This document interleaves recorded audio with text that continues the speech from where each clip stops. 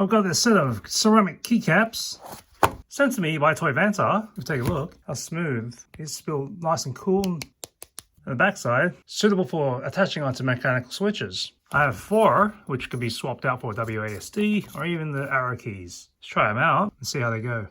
See, polished, smooth around the corners. Can't really hear it right now, but listen to that ping. The nice, classy ceramic feel to it. I've got this Z77 keyboard. Let's switch out the keys here.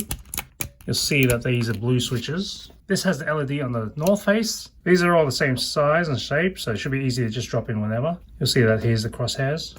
Just drop it in. Now I've got to turn the light off so you can see better the backlit. You see how much is showing through. That's quite the luminescence. It's quite the pass through, so if you're interested in these keys, you can definitely see the backlit. Just a reminder, mine are in a north facing position, and yet it still lights up the whole key. That's a bit of a bonus.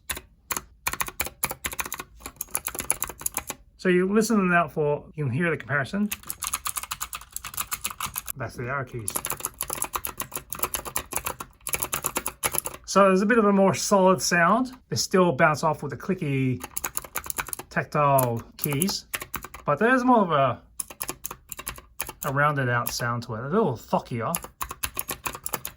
Whereas the keys on the normal Z77 are very high pitch.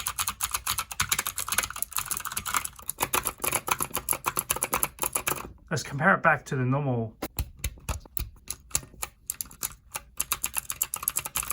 See a much higher pitch sound on the normal keys. So that's a good addition to the keyboard here.